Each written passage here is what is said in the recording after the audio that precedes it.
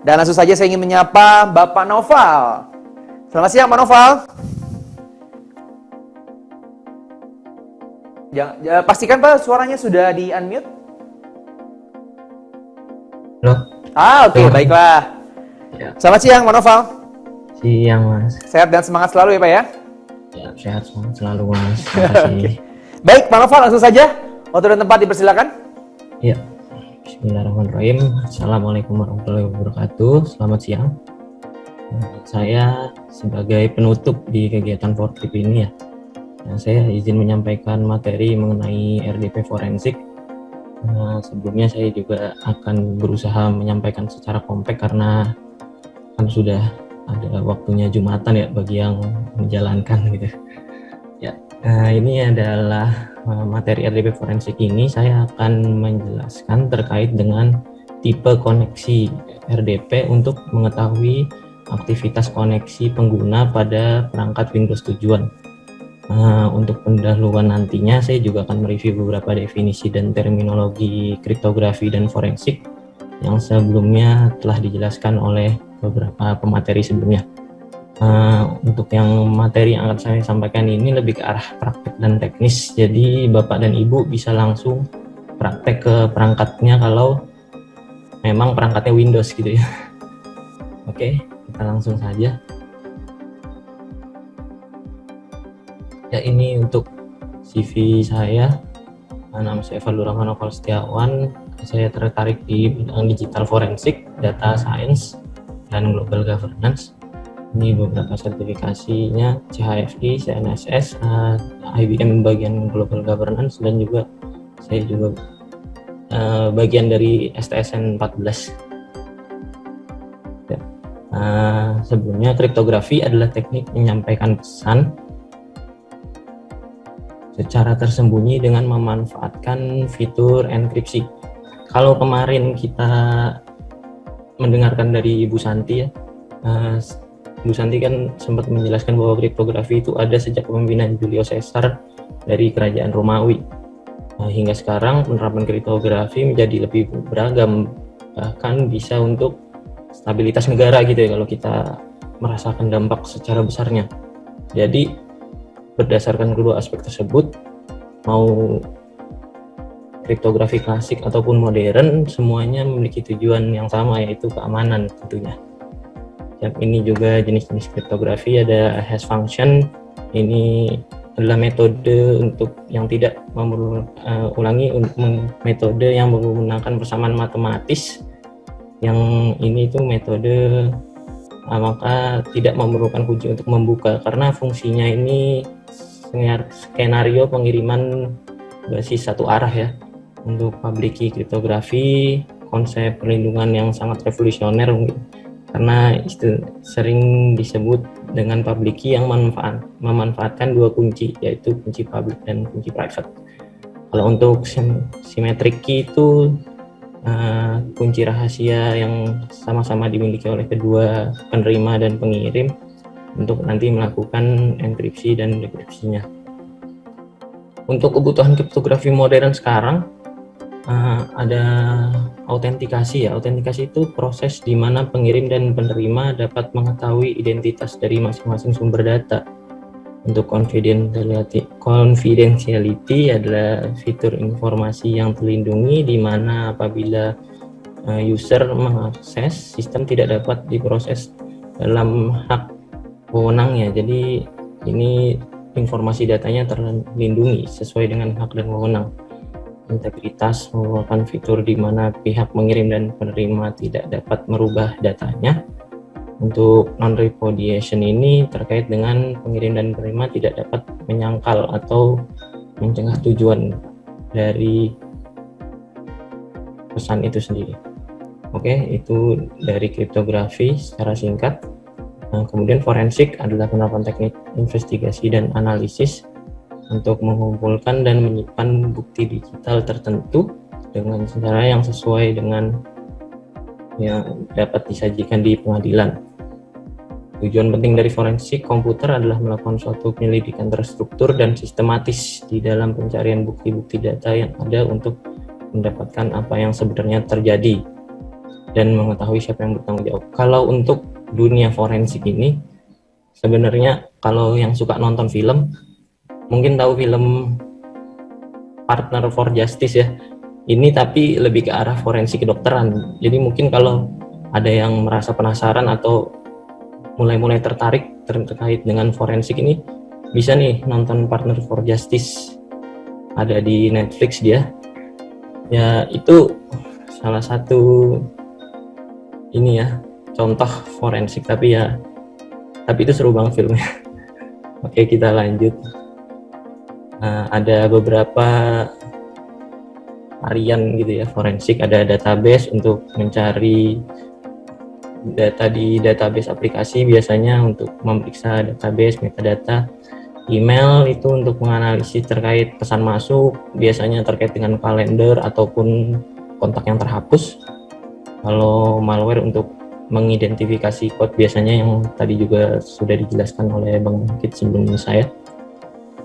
Kalau memori forensik ini banyak kemarin dijelaskan terkait dengan RAM, fokusnya di RAM itu yang data volatil.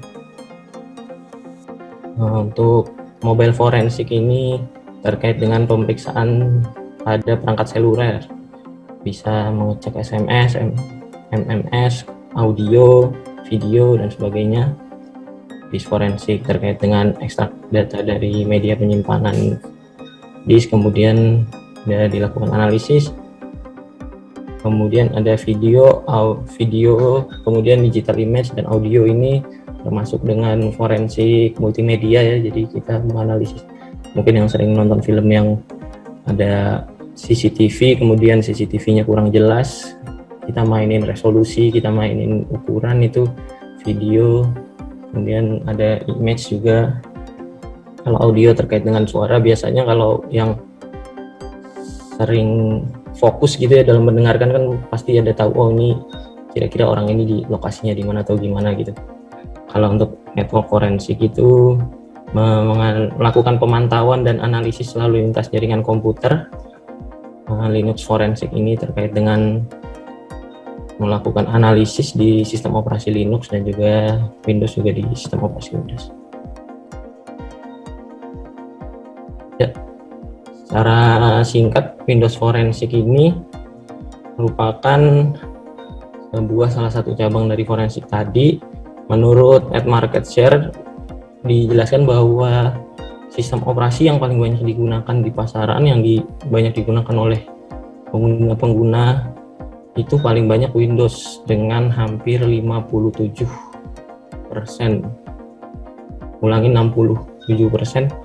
Kemudian diikuti juga dengan Windows 7 ya tadi, Windows 10. Windows Forensic Analysis adalah sebuah kegiatan untuk menganalisis data yang tersimpan di dalam komputer sistem operasi Windows yang berisikan informasi guna mencari bukti terkait dengan kebutuhan. Dari ini kita harus terlebih dahulu menentukan apa tujuan kita, apa permasalahan kita, baru kita tahu cara apa yang dapat kita lakukan untuk menemukan permasalahan dan menemukan titik cerah dari permasalahan yang ada. Kalau untuk sistem operasi Windows sendiri yang diprakarsai oleh Bill Gates itu dari 1985 ya, hingga sekarang 2015 ada Windows 10. Kemudian untuk penelitian kita ini sesuai dengan kalimat mencari bukti tadi ya, mencari bukti sesuai dengan kebutuhan. Materi ini fokus pada RDP log analisis forensik, yang terlebih lagi fokus pada tipe koneksi dari RDP yang tercatat di Event Viewer. Ya, untuk remote desktop, mungkin kalau Bapak dan Ibu familiar ya, ada remote desktop, AnyDesk atau TeamViewer. Mungkin beberapa dari Bapak dan Ibu pasti pernah menggunakan ya untuk melakukan remote desktop. Dia menggunakan internet. Kalau AnyDesk ini tahun 2014, kalau TeamViewer ini 2005. Tapi untuk melakukan remote, kita juga bisa menggunakan aplikasi bawaan dari Windows, tools bawaan dari Windows, yaitu Remote Desktop Connection. Kenapa RDP protokolnya ya, Remote Desktop Protocol. Ya, ini dari perbandingan antara dua remote ini, kita bisa melihat bahwa transparansi dan kepercayaannya nanti gimana. Karena kalau AnyDesk dan TeamViewer, kalau Bapak Ibu pernah coba, pasti saat sesinya jalan, sesi kita remote jalan, nah kemudian yang pemilik PC-nya itu masih bisa menggunakan. Kalau remote desktop itu ke close yang sesi yang pemiliknya. Kemudian kalau AnyDesk dan TeamViewer ini dia multi platform, dan untuk remote desktop ini fokusnya ke Windows. Kalau kegunaan penggunaan pasti kalau Bapak Ibu pernah cobain juga, AnyDesk dan TeamViewer ini setelah di-download bisa langsung dipakai. Tapi karena kalau remote desktop ini ada beberapa yang harus dicentrang-centrang gitu, di oke gitu. Nah, karena kita memang kebanyakan pakai OS Windows, jadi kita coba mendalami RDP dulu. Nanti future works kita akan mendalami log untuk TeamViewer dan log untuk AnyDesk. Di tempat saya di sini kami sedang mau fokus ke arah sana, penelitian bersama gitu ya. Ya. Untuk RDP sendiri yang toolsnya adalah Remote Desktop Connection, itu perpanjangan dari ITU T2 dari Multi Point Application Sharing. Ya, ini kalau udah download nanti kita bisa ulangi. Kalau remote desktop kan nggak di download ya, jadi udah ada bawaan, kita tinggal, mungkin Bapak Ibu kalau mau coba kalau pakai Windows bisa pencet start, terus nanti ketik RDP juga udah keluar itu. Nah itu udah nanti kita bisa gunain bareng-bareng. Kalau udah masuk nanti sesinya kayak gini, jadi itu ada IP-nya di sana. IP itu IP tujuan kita nantinya. Nanti kita akan mengarah ke sana gitu ya. Nah, tadi yang saya bilang fokus penelitian kita adalah terkait dengan lognya. Jadi kita sekarang udah mulai fokus ke Windows Event Viewer.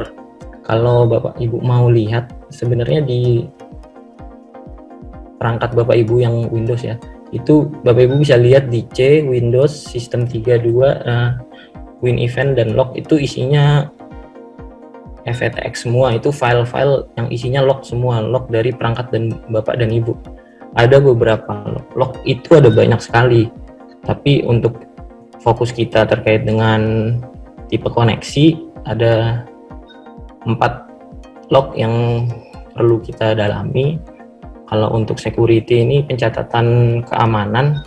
Catatan ini tentang kejadian terkait dengan keamanan, upaya masuk atau akses.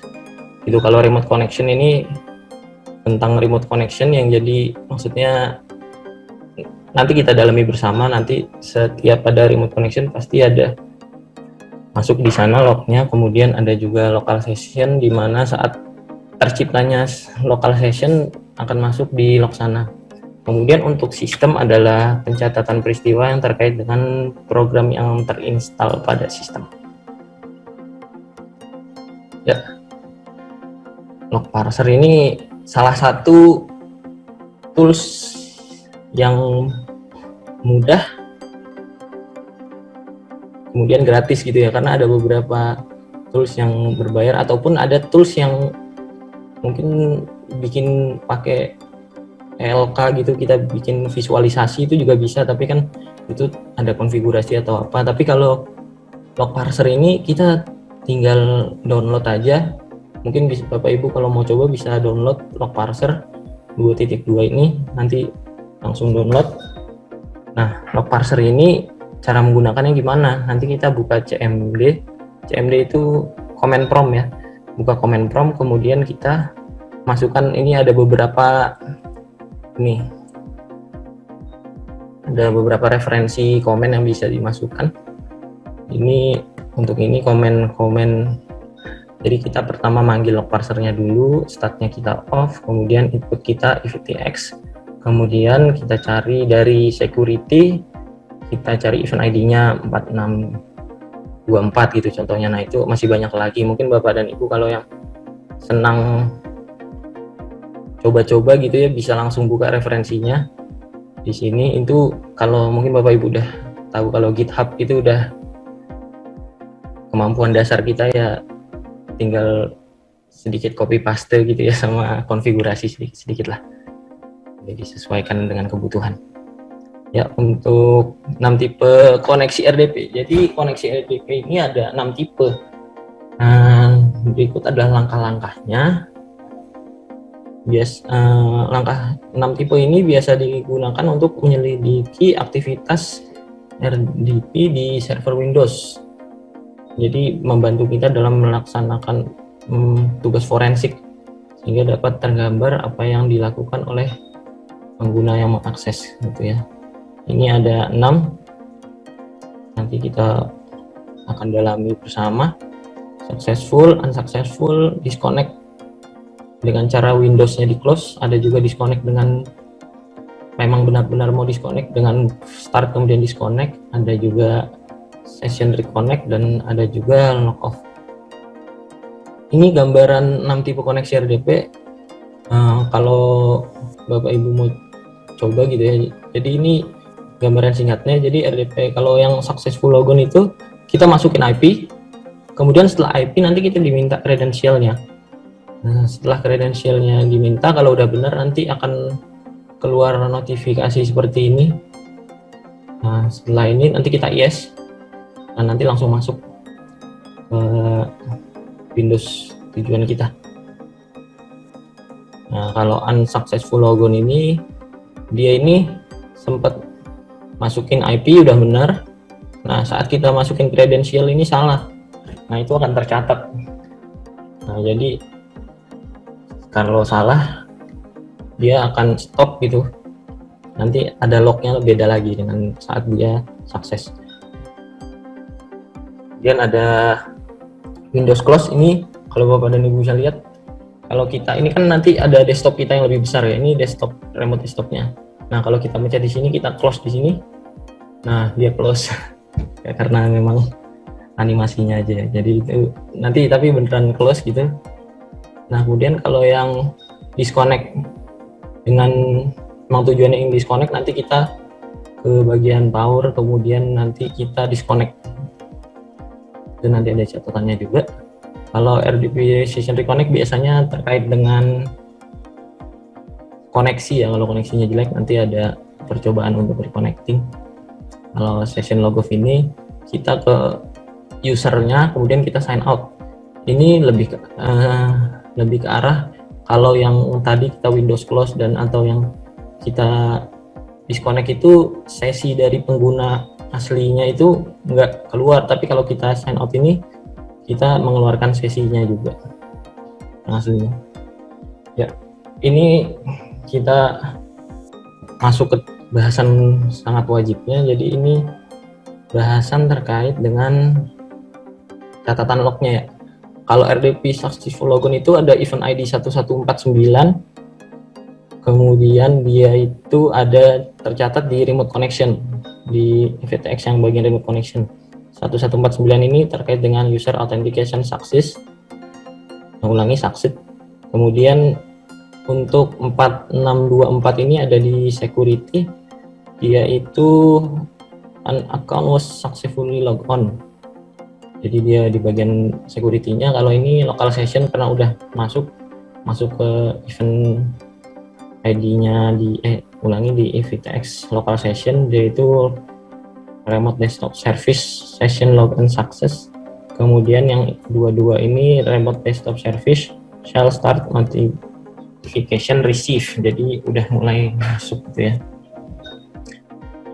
Ya, ini yang unsuccessful dia sama event ID 1149, tapi bedanya di security 4624. Mungkin kalau yang tadi Bapak Ibu juga melihat penjelasan saya saat yang gambarannya, nah ini kita bisa lihat bahwa sebenarnya sama antara successful dan unsuccessful di awalnya, sampai akhirnya kredensialnya salah, security-nya 4625 itu ya. Kemudian yang disconnect dia fokus di local session-nya dulu karena kita sudah di dalam ya, jadi local sessionnya dulu, event ID local session 24 remote desktop service has disconnect, kemudian 40 di lokalnya juga karena masih di dalamnya itu session X, session keberapa itu has been disconnect dengan kode berapa, nanti ada kodenya, nanti kita akan pelajari bersama juga. Nah, kemudian ada event ID 4779 session was disconnect.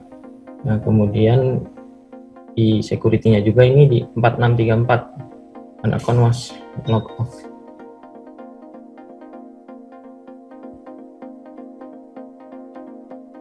Nah, ini yang kedua session disconnect, ini lebih panjang ya, dia event ID 24 karena tadi yang saya jelaskan kalau local session berarti kita lagi di dalam. Nah, kemudian 24 itu tentang remote desktop service disconnect, kemudian hampir sama kayak yang sebelumnya, tapi ini ada event ID 39-nya dulu, baru ada event ID 40-nya. Kemudian sama juga ada event ID 4779 di security dan event ID 4634 di security juga, yang artinya account was log off. Kalau reconnect kan reconnect itu jadi kita ke bagian remote-nya karena kita meremote dulu kan, ngulang koneksi remote, kemudian security, akhirnya baru local session. Jadi dia ada event ID 1149 sama kayak tadi, kemudian 4624 juga security yang sukses, kemudian event ID 25 di local session yang terkait dengan remote desktop session reconnect success, kemudian event ID 40 yang di bagian lokal, ini juga sama seperti yang sebelumnya, dan event ID 4778 terkait dengan host station ya, security. Kemudian off, ini lognya hampir sama, dia 23 di local session karena log off kan udah di dalam dulu, udah sesinya dulu local session, kemudian kita security 4634, kemudian 4647 terkait dengan user initiated log off, dan nanti keluarnya di sistem. Nah, terkait dengan desktop Windows Manager has exit with code X, jadi dia itu keluar ya. Ya, itu gambaran singkat terkait event ID-nya. Nah, sekarang kita coba ke dunia real, dunia nyata, kasus yang pernah terjadi gitu ya. Diketahui perusahaan XYZ merupakan sebuah perusahaan daerah Jakarta yang bergerak di bidang asuransi. Nah, perusahaan XYZ ini membutuhkan sebuah aplikasi yang dapat menyatukan seluruh data yang mereka miliki. Nah, tapi mereka nggak bisa buatnya, jadi mereka menggunakan jasa pengembang aplikasi dari perusahaan ABC yang terletak di Bandung gitu kan, satu Jakarta satu Bandung. Kemudian hasil koordinasi dari mereka, perusahaan menghasilkan bahwa ABC akan melakukan remote terhadap server milik XYZ. Kemudian seiring berjalannya waktu diketahui server XYZ ada jejak digital penghapusan data pada tanggal 21 Juli sehingga dilakukan penyelidikan akses. Jadi ini biasanya kasus-kasus yang kita fokus ke bagian siapa orangnya gitu. Kan ada beberapa kasus kita fokus kenapa ini bisa terjadi gitu. Selain kenapa ini bisa terjadi, kita juga cari entry point. Biasanya kalau ada kasus, entry point-nya, cara masuknya itu gimana sih? Nah, tapi kalau ini kita fokus ke biasanya yang perusahaan-perusahaan swasta nyari siapa orangnya gitu. Karena ya mereka pasti ingin menyelesaikan itu ya. Kemudian ini yang bisa kita jawab, fokus pendidikan kita dilakukan untuk menemukan user, siapa yang melakukan itu. Gitu ya, file apa saja yang harus kita lihat, yang tadi sudah saya jelaskan terkait dengan di C, kemudian kita ke FTX itu ya, sistem 32 WinFTX dan file log itu. Nah, itu lokasinya. Kemudian bagaimana tahapan dalam melakukan analisis. Nah, kita balik lagi cara melakukan analisisnya. Ini komen yang tadi saya jelaskan. Jadi kalau kita pakai Windows ada dua cara. Kalau komen yang tadi kita enter, keluar semua hasilnya langsung. Tapi kalau komen yang tadi terus di sini nih bisa dilihat ujungnya kita kasih siku 2, kemudian output kita apa gitu, .txt. Nah, nanti keluarnya sebagai folder di sini. Nah, jadi ini kan folder .txt ya. Nah, nanti ini 1149 ya, karena kita kan nyari 1149 di mana sih. Nanti kita tinggal buka Windows Event Viewer, kita lihat, oh ada jam segini kan ya, 1149. Kita lihat detailsnya, usernya. Nah, ini nama samaran nih kayaknya. Terus ini ada source network address-nya, dia 192.168.0175. Nah, jadi informasinya ada di sini semua. Jadi pertama kita mencari tahu gimana dengan log parser untuk mempermudah kita. Nanti kan ada keluar di sini waktu-waktunya. Nah, nanti waktu-waktunya kita buka inian, terus langsung kita cek secara detailsnya. Ini cara paling mudahnya, dan Bapak dan Ibu semua bisa nyoba langsung di PC Bapak dan Ibu masing-masing. Ya, ini yang kedua. Mungkin kalau dilihat tadi jalurnya 1149, ini juga sama dengan cara yang sama, 4624. Ini nanti keluar semua. Nanti ada juga nih di sini yang fokus login type 10 nih. Nanti kita ada belajar beberapa login type. Jadi nanti akan kita belajar bersama switchboxnya. Kemudian ini juga sama, output 21, tapi kalau yang 21 di lokal ya, karena kan kita nyari event ID 21 tadi di lokal. Kemudian yang terakhir event ID 22. Jadi ini menggambar, kalau kita fokus ke user, kita fokus ke user yang user tipe login sukses. Jadi kita fokus ke tipe login suksesnya, terus kita cari tahu informasi di dalamnya. Sekian dari saya. Kurang lebihnya mohon maaf, saya izin kembalikan ke MC.